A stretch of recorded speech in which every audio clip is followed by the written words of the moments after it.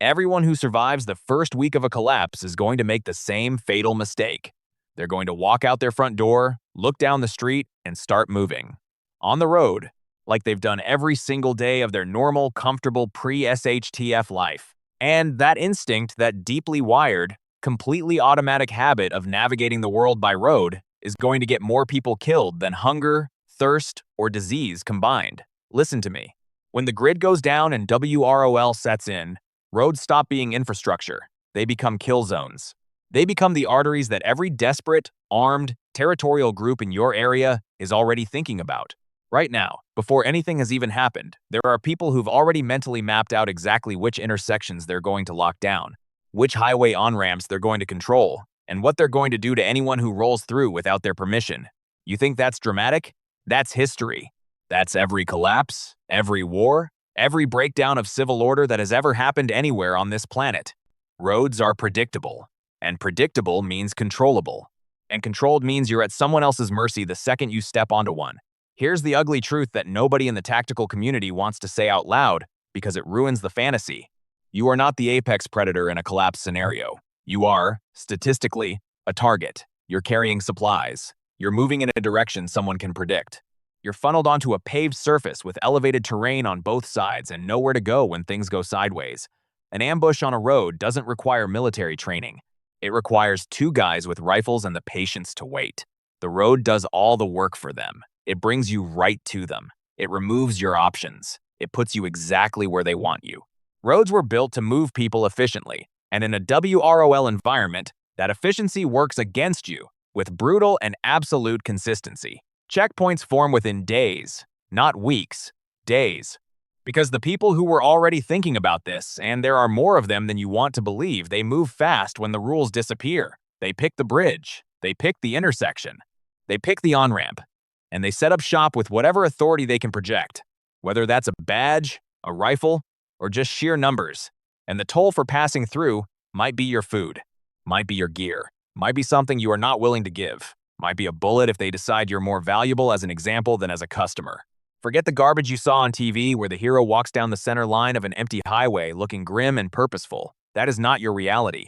Your reality is that every major road in your region becomes a gauntlet within 72 hours of a serious collapse. And every person who defaults to road travel because their brain hasn't updated its operating system yet is walking straight into that gauntlet without a plan. So you need a different route, not a back road, not a side street, something that most people will never think to use because they've spent their entire lives ignoring it. Something that runs through your town, your county, your state, and connects point to point across hundreds of miles. Without a single checkpoint, without a single territorial confrontation, and without a single person watching. It exists. It's been there your whole life. And right now, in this moment before everything changes, almost nobody is thinking about it. Railroad tracks. 140,000 miles of them running through every corner of this country. And in a grid-down WROL collapse scenario, they become the single most valuable movement corridor available to anyone who is smart enough to use them. Not because they're secret. Not because they're hidden, because they are completely, almost supernaturally ignored by everyone who is focused on the roads. And in a collapse, ignored is exactly what you want to be. That is the gray man philosophy applied to terrain. You don't win by being the most armed or the most aggressive. You win by being invisible. You win by moving through spaces that nobody is watching because nobody thinks anyone is there. Here's what the tactical guys won't tell you about railroad infrastructure. It was never built to connect people. It was built to move freight between industrial points as efficiently and cheaply as possible. And that meant one thing above everything else: avoid the developed core of every community along the route. Building track through a downtown was expensive, disruptive, and complicated. So the railroads went around. They went through the back edges of towns, the warehouse districts, the industrial periphery, the buffer zones between neighborhoods where nobody lives and nobody built anything because there was never a reason to. The railroad right-of-way passes through the parts of every community that people have spent 100 years not paying attention to. And when the collapse hits, and every territorial group in your area rushes to lock down the roads, the intersections, the bridges on the main routes, nobody rushes to the railroad right-of-way. Because nobody is thinking about it. Because the one thing that used to draw any attention to that corridor at all, the trains stopped running. So now it's quieter than it's ever been and more passable than it's ever been, and it runs straight through the same geographic area as every road those territorial groups are busy controlling. Think about what that means tactically. A town with checkpoints on every road in and out still has a railroad track passing through it, and that track doesn't go through the intersection where the checkpoint is. It goes over it on a bridge or under it in a cut or around it through the industrial edge of town that nobody is watching. A person walking the tracks passes through the same zip code as a person walking the road, but they pass through the back hallway while everyone else is fighting over the front door. That is not a small advantage. That is the difference between making it through a contested area and never making it out. Over distance, this compounds into something almost unbelievable. A single rail line can carry you 50, 100, 200 miles through a continuous corridor that bypasses the controlled, observed, dangerous core of every community along its route. That is hundreds of miles of bug-out movement potential that doesn't require you to beg for passage, pay a toll, talk your way through a checkpoint, or get into a confrontation with someone who has already decided the road belongs to them. Listen to me. In a serious collapse, every mile of road travel you avoid is a risk you didn't take. Every checkpoint you bypass is a confrontation that couldn't go wrong. Every territorial boundary you cross without being seen is a decision point that didn't cost you your supplies, your freedom, or your life. The railroad right-of-way gives you all of that, for free. Right now, already built, already running in the right direction, already passing through every town between where you are and where you need to be. The roads belong to whoever shows up first with enough firepower to claim them. The tracks belong to whoever is smart enough to walk them. Now, let's talk about something that most preppers completely overlook when they think about railroad tracks, because most people stop at the movement advantage and never look down at what they're actually standing on. Because what you are standing on when you walk a railroad right-of-way is not just a path. It is the single largest, most accessible, most strategically valuable cache of raw materials sitting unguarded in the civilian landscape of this entire country. And in a grid-down scenario where your ability to fabricate, repair, fortify, and build is the difference between a community that survives and a community that collapses in on itself by week 6, that matters more than almost anything else you can stockpile. The rails themselves are not regular steel. Forget the rebar, forget the sheet metal, forget whatever structural steel you've been mentally cataloging from the hardware store that closed on day 2. Railroad rail is a specialized high-carbon manganese alloy that is harder, stronger, and more wear-resistant than any steel you will find in the civilian landscape outside of an industrial facility. It was engineered specifically to absorb the repeated crushing impact of 100-ton train wheels millions of times without deforming.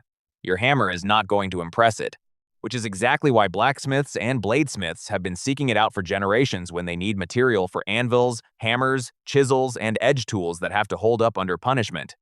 A section of rail cut at a joint gives you a chunk of steel weighing anywhere from 20 to 100 pounds depending on length, already shaped with a flat working surface on top and a stable base below.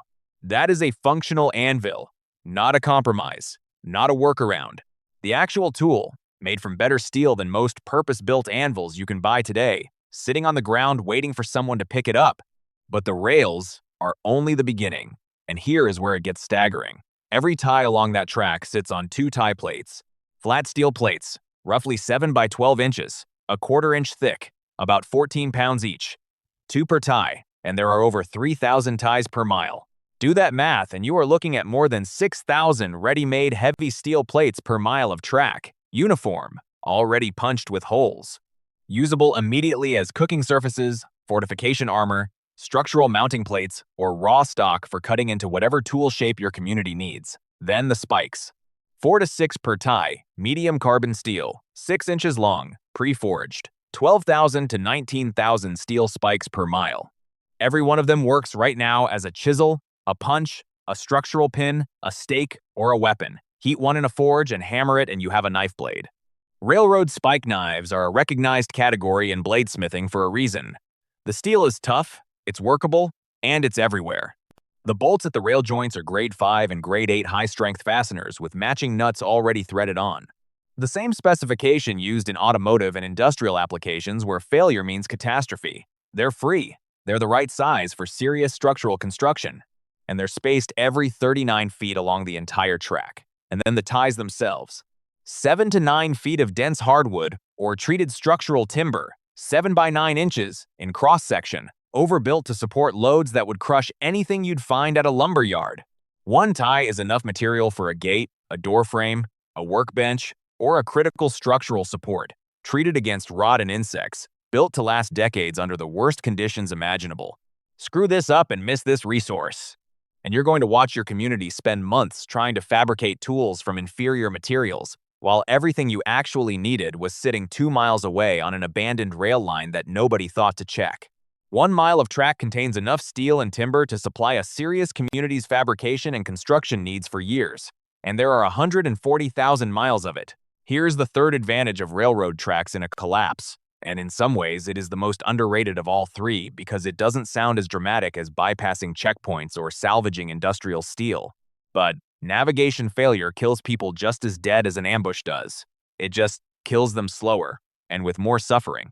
In a grid-down world with no GPS, no functioning cell service, no road signs you can trust because half of them have been pulled down or turned around by people who want to control movement in their territory, navigating across unfamiliar ground by road becomes a slow, exhausting, error-prone nightmare that wastes your energy, burns your calories, and puts you in the wrong place at the wrong time with no margin left to correct the mistake. Wrong turns in a SHTF environment are not inconveniences. They are potentially fatal.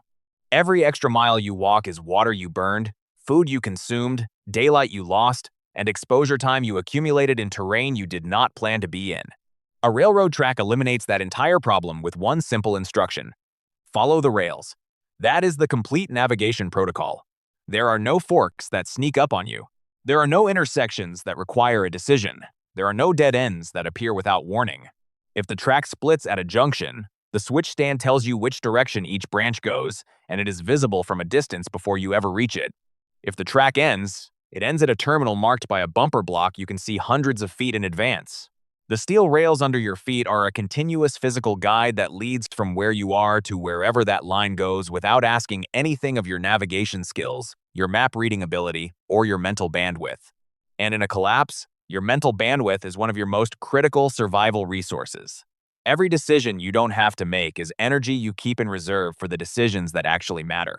The infrastructure along the track does something else that no road outside the interstate system can match. Mile markers. Small posts or signs spaced at 1 mile intervals along the entire route, giving you a precise position reference at every point along your movement corridor. Even if some are missing, the ones that remain tell you exactly where you are and exactly how far you have come and exactly how far you have left to go to the next town, the next junction, the next water source, the next cache point. Pair that with a basic railroad map, and these were printed in every atlas, posted at major crossings, available at any truck stop before the shelves went empty, and you have a navigation system more precise and more reliable than anything available to someone stumbling down a road, trying to remember whether they took the right turn. 3 miles back. And then there are the bridges. Railroad bridges are engineered to support loads of 100 to 300 tons, the weight of a fully loaded freight train. That bridge is not going to develop a crack under your boots. It is not going to shift on its foundation. It is not going to be the crossing that kills you. In a collapse where road bridges are being intentionally damaged to control territory, or are genuinely degrading because nobody is maintaining them anymore, the railroad bridge is the safest river crossing in the landscape.